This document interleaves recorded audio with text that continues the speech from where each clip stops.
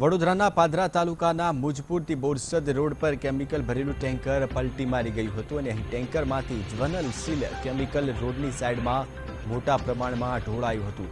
અકસ્માતના કારણે કેમિકલમાં આગ લાગી ગઈ હતી અને ટેન્કર પણ આગની લપેટમાં આવી ગયું હતું।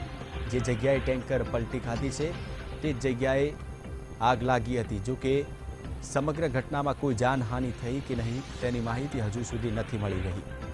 તો ટેન્કરમાંથી કેમિકલ વિસ્તારમાં પ્રસરતા ભયનો માહોલ પણ જોવા મળ્યો હતો। અકસ્માતે ટેન્કર પલટી થયું। જો કે કેમિકલ બહાર વહેતા અચાનક તેમાં આગ લાગી હતી અને આગમાં ટેન્કર પણ બળીને ખાખ થઈ ગયું હતું।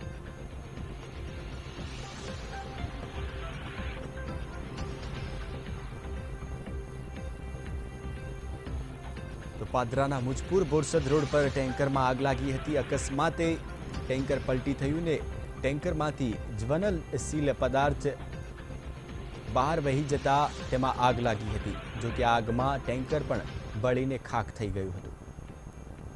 વધુ માહિતી આપશે સંવાદદાતા માનુ ચાવડા। માનુ, જે રીતે સમગ્ર ઘટના બની છે, કોઈ જાનહાનિ થઈ છે કે કેમ?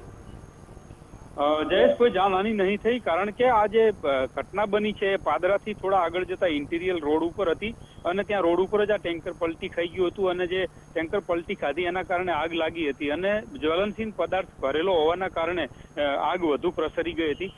જે ચોકડિયાની અંદર ટેન્કરના જે કેમિકલ ઢોળાયું છે કેમિકલની અંદર પણ આગ લાગી ગઈ હતી। આ તમામ જે આગ લાગી એ ખુલ્લો વિસ્તાર હતો, એના કારણે કોઈ જાનહાનિ નથી થઈ। જે પાદરાના ફાયર ફાઈટર છે એ અને પાદરા પોલીસ ઘટના સ્થળે પહોંચી અને વ્યવસ્થા જાળવી હતી અને આગ ઉપર કાબુ મેળવ્યો હતો। જય જી માનુ, માહિતી આપવા બદલ આપનો ખૂબ ખૂબ આભાર।